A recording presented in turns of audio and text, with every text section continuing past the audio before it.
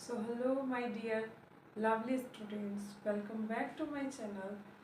आइए समझते हैं force and law of motion को कि ये क्या होता है। तो डायनामिक्स के अंदर हम लोग जो है इस टॉपिक को कवर करेंगे कि मोशन किन कारणों से होता है, कॉजेज ऑफ मोशन पढ़ेंगे। तो आइए कि force and law of motion क्या होता है समझते हैं। तो कोई भी बॉडी मान लीजिए कि अगर रेस्ट पे है, कोई भी ऑब्जेक्ट ग्राउंड पे रखा हुआ है, मान लीजिए कि कोई बॉडी है यहाँ पे, मान लीजिए कार बस है, मान लीजिए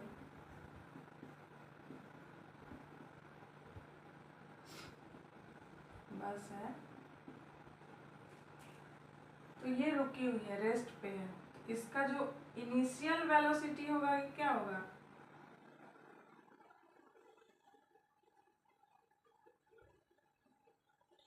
कोई भी बॉडी अगर रेस्ट पे होती है, रुकी होती है, उसमें कोई मोशन नहीं होता, तो उसका जो इनिशियल वेलोसिटी होता है वो क्या होता है, जीरो होता है। इनिशियल वेलोसिटी को यू से दिखाते हैं। यहाँ पर ये रुकी हुई है तो यहाँ पे जीरो है, रेस्ट मतलब रुकी हुई है। अब टी टाइम के बाद यहाँ पर मान लीजिए कि ए पॉइंट पे थी तो रुकी हुई थी, यहाँ से चली, कुछ देर यहाँ से चलना स्टार्ट की, मान लीजिए कि यहाँ पे स्कूल थी, यहाँ पे स्कूल, ये बस यहाँ से स्कूल पहुंची यहाँ पे बी पॉइंट पे, तो यहाँ से यहाँ तक आने में मान लीजिए टी टाइम के बाद इसका क्या हुआ, वेलोसिटी कुछ ना कुछ हुआ, 10 मीटर पर सेकेंड।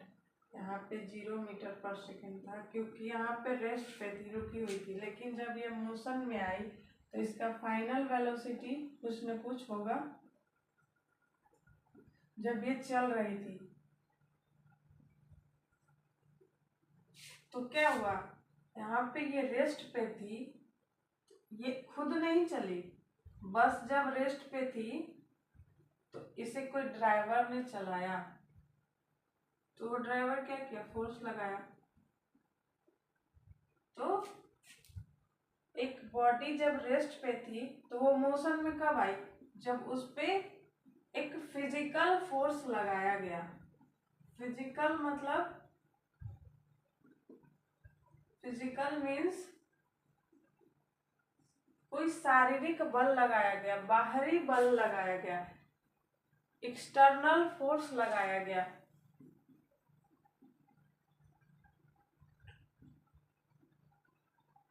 पेशीय बल लगाया गया, एक व्यक्ति के द्वारा फोर्स लगाया गया, तब जाकर के बस का जो स्टेट था, अवस्था था, वो चेंज हुआ, वो कुछ वेलोसिटी गेन की।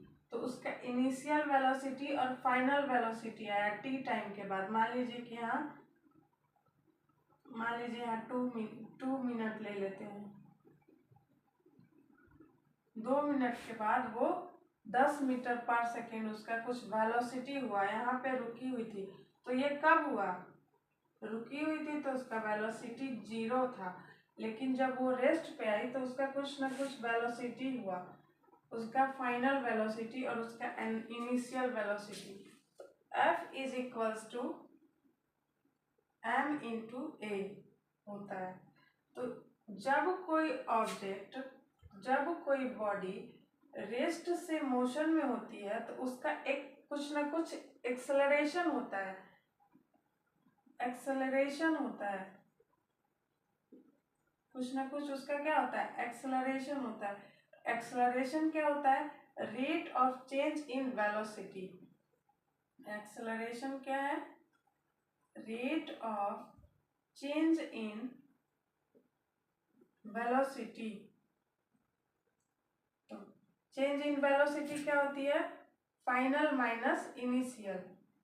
एक्सेलरेशन इज इक्वल टू हो जाएगा v minus u by t. ये हमारा क्या है, a है। और m क्या बताता है, ऑब्जेक्ट का कितना मास है। मास मतलब उसका कितना वेट है, द्रव्यमान है। तो वेट जो है वो आपका मास जो है, जब मास जो है वो एक्सेलरेशन से जुड़ता है तो वो बन जाता है मोमेंटम, जो कि हम लोग आगे के क्लास में देखेंगे कि मोमेंटम क्या होता है।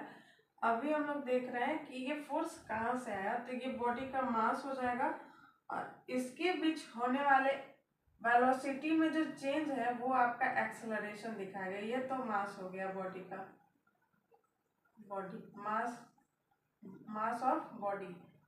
ये बॉडी का कितना मान लीजिए 10,000 kg होगा, कुछ ना कुछ तो इसका मास होगा ना, वजन होगा। यहाँ से यहाँ तक चली और जब चल रही थी तो उसका एक्सेलरेशन गेन हुआ। एक्सेलरेशन गेन किए फाइनल माइनस इनिशियल, तो उसका जो एक्सेलरेशन गेन किए, चेंज इन वेलोसिटी गेन किए, वही हमारा क्या हो गया एक्सेलरेशन।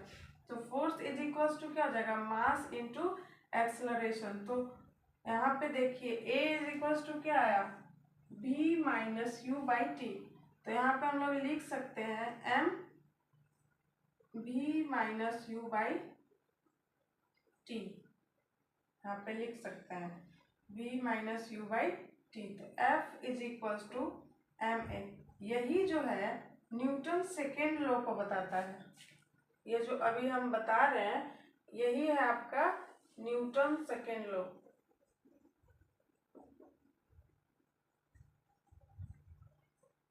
आई होप कि ये वीडियो आपको कुछ ना कुछ जरूर हेल्प करेगा समझने में, कॉन्सेप्ट को क्लियर करने में।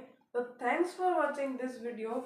मेरी वीडियो पसंद आई हो, कॉन्सेप्ट क्लियर हुआ हो तो ज़रूर एक लाइक और एक सब्सक्राइब करें। कमेंट्स में ज़रूर बताएं कि आपको मेरे द्वारा बताई गई जो भी वीडियोस में कॉन्सेप्ट होते हैं वो समझ में आते हैं कि नहीं। Thanks for watching this video.